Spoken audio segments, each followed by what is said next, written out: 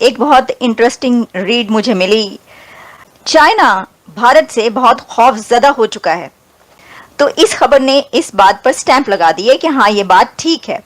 नाज़रीन, आज सबसे पहले बात करते हैं ये जो चाइनीज जो फौजियों की जो डिसंगेजमेंट है 4 जगहों के अंदर। दोस्तों, आज तो खबरों के अंबार लग गए। आज तो ऐसी ऐसी कमाल खबरें हैं और पूरी दुनिया का नक्शा तब्दील कर देने वाली खबरें हैं कि ये एक दो दिन में ही काया पलट गई। दोस्तों, डोवल साहब बड़े खुश हैं, उनकी बड़ी हंसी निकल रही है, और वो हंसी इसलिए निकल रही है, एक तरफ अमेरिकन कहते हैं हमारा डायलॉग करो रशिया के साथ, दूसरी तरफ वो ये कह रहे हैं कि लाओ असली चाइना ना मामला भी ठीक कर लें।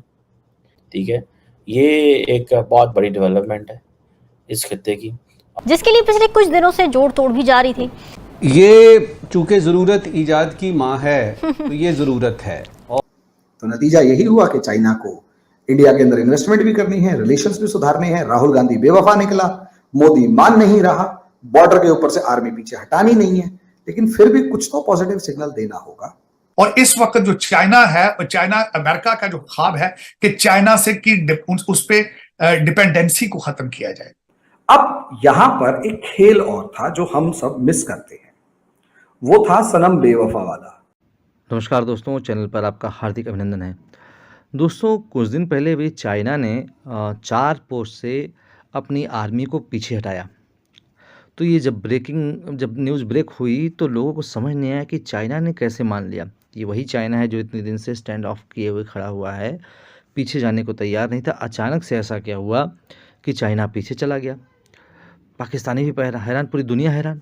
लेकिन दोस्तों, बात ये है कि चाइना की इकोनॉमी जो है बुरी तरह से नीचे जा रही है, और उसके पास जो है ट्रेड करने के लिए अब जो अदर कंट्रीज़ हैं वो चाइना से ट्रेड नहीं करना चाहते, चाइना से ट्रेड रिड्यूस कर रहे हैं। इंडिया के साथ उसका $100 बिलियन का ट्रेड है, जिसमें चाइना का ट्रेड सरप्लस है। ट्रेड सरप्लस मतलब चाइना ज़्यादा भारत को बेचता है और भारत से कम खरीदता है। इसलिए दोस्तों उसको हटाना पड़ा, क्योंकि वो इंडिया से दुश्मनी इस टाइम अफोर्ड कर नहीं सकता। जब ये न्यूज़ ब्रेक हुई तो पाकिस्तानी मीडिया इस पर रिएक्शन दे रहा है।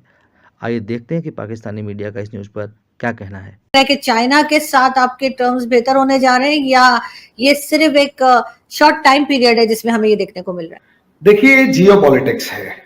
अगर हम देखें 2019 के अंदर जब ये सारा मेस शुरू हुआ था, चाइना और इंडिया का मेस किस बात पे शुरू हुआ जो अभी चल रहा है। अगर आप ध्यान दें, आर्टिकल 370 जब हटा था, एब्रोगेशन हुआ था, अमित शाह जी हैं, उन्होंने एक बात कही थी कि जब भी हम कश्मीर का नाम लेंगे तो उसमें जम्मू कश्मीर, लद्दाख, लेह, गिलगित बाल्टिस्तान, पाकिस्तान ऑक्यूपाइड कश्मीर और अक्साई चीन, ये सभी इंक्लूडेड होंगे।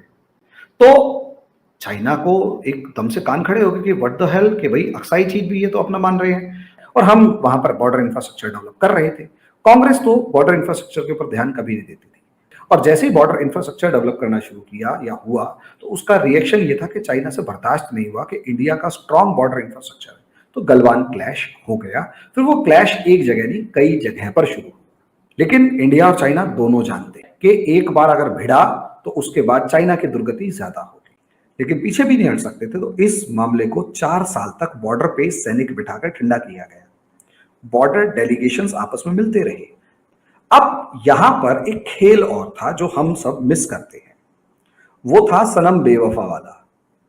सनम बेवफा का खेल मीन्स ये है कि असलियत में हर कंट्री वो अपने अपने एसेट्स दूसरी कंट्रीज में पाल के रखते हैं। ऐसे ही इंडिया में भी है। इंडिया में 2008 के अंदर राहुल गांधी ने चाइना की एम्बेसी में जाके एमओयू साइन किया। मुझे आज तक समझ में नहीं आया कि अपोजिशन लीडर एमओयू साइन कैसे कर सकता है, लेकिन उसने किया। तो इसका नेक्स्ट लेवल ये था आरजू जी कि अल्टीमेटली राहुल गांधी को भरोसा था चाइना के ऊपर कि चाइना मदद करेगा कांग्रेस सरकार को दोबारा से लाने में, और नो डाउट उसने की भी कि इंडिया पे प्रेशर क्रिएट करना और सब चीजें, लेकिन इंडिया दबा नहीं। डोकालाम इशू इसी डायरेक्शन में देखा जा सकता है, और कांग्रेस उसे इशू बनाने की कोशिश कर रही थी, लेकिन इशू बन नहीं पाया। 2019 के इलेक्शन में चाइना को एक चीज समझ में आ गई। ऐसा नहीं है अमेरिका का एसेट नहीं था, अमेरिका का भी एसेट था, अमेरिका का एसेट केजरीवाल था। लेकिन हुआ ये कि 2019 के अंदर बीजेपी जीत गई और राहुल गांधी का पूरा नैरेटिव फेल हो गया। यानी उसे एक तरीके से ऐसा लगा कि मैं हारता नहीं, चाइना ने मेरी ढंग से मदद नहीं करी, या वो ढंग से मदद कर नहीं पाया, इसलिए हार गया। अब राहुल गांधी चाइना से थोड़ा दूर हो गया, और अमेरिका को एक नया एसेट चाहिए था, क्योंकि केजरीवाल उस लेवल का बचा नहीं था। तब इन दोनों की नजर आपस में एक दूसरे पर पड़ी। तब आप देखेंगे सितंबर के आसपास जब मोदी जी यूनाइटेड नेशंस के अंदर अपनी स्पीच देने जाते हैं, पिछले 3-4 साल से राहुल गांधी लगातार अमेरिका जा रही है। अब यहां से जो एसेट चाइना ने तैयार किया था वो एसेट अब अमेरिका जो है उसने उसको फीड करना शुरू कर दिया। इस बार 2024 में इलेक्शंस में अगर आप देखेंगे तो हमारा इलेक्शन जो है वो अमेरिका की सोशल मीडिया एजेंसीज हैं उन्होंने रिग करवाया, उन्होंने एक नैरेटिव सेट करवाया। इसका बेस्ट एग्जांपल ध्रुव राठी है, और नैरेटिव सेट करके निकल लेता है, मोदी सरकार को कमजोर कर हो जाती है। इसमें कोई दो राय नहीं है, लोगों को भरोसा हुआ और ध्रुव राठी पे ज्यादा हुआ और लोग मतलब कमजोर हुई मोदी सरकार।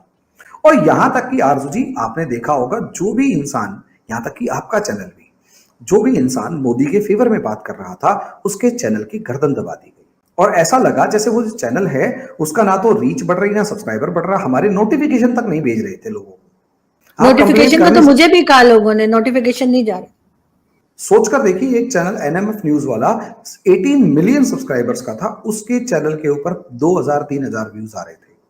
कि अल्टीमेटली हुआ ये कि मोदी सरकार तो इकोसिस्टम से लड़ रही है, राहुल गांधी अमेरिका की गोद में जाके बैठ चुका है और चाइना राहुल के द्वारा अपने आप को ठगा हुआ महसूस कर रहा है कि राहुल गांधी ने हमें ठग लिया, राहुल गांधी बेवफा निकला।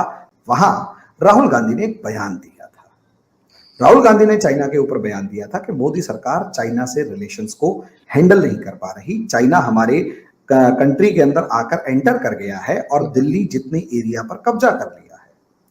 यहां डॉक्टर एस जयशंकर ने भी साफ कह दिया कि भाई देखो, बातचीत तो तभी होगी जब ट्रेड, और बातचीत तभी होगी जब नॉर्मल रिलेशंस नॉर्मल होंगे। अब चाइना इस चीज को समझता है कि इंडिया के साथ रिलेशंस को नॉर्मल करना बहुत जरूरी है, क्योंकि चाइनीज फैक्ट्रीज के ऊपर इतने बैन लग रहे हैं, चाइनीज एक्सपोर्ट्स पर इतने बैन लग रहे हैं कि कुछ कहने की हद नहीं।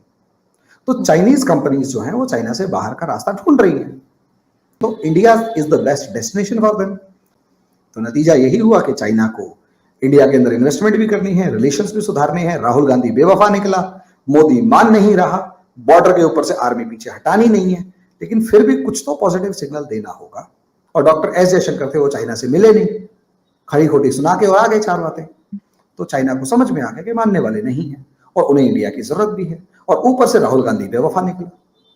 तो ऐसे में एक स्टेटमेंट जारी हुआ है कि हम 4 पोस्ट से पीछे हट चुके हैं। देखो, अगर चाइना और इंडिया दोस्त बन सकते हैं तो हमारी दुश्मनी तो भारत से भी, कहते हैं ना कि जीरा बराबर भी नहीं है। बिल्कुल बिल्कुल, ये सब कुछ हल होने वाला है। अगर उन दोनों में अमन आता है तो इससे हमारे ऊपर भी बहुत ज्यादा असर पड़ेगा। दोस्तों, पाकिस्तानियों को सुनकर हंसी आती है। कहाँ से आते हैं ऐसे लोग? ऐसा लगता है ये लोग हमारे गोले के नहीं हैं, किसी और गोले से आए हैं। कितने तेजस्वी हैं ये लोग। आप सभी हंसते रहिए और पाकिस्तानी कॉमेडी का मजा लेते रहिए, और चैनल को सब्सक्राइब करना और शेयर करना ना भूलें। धन्यवाद।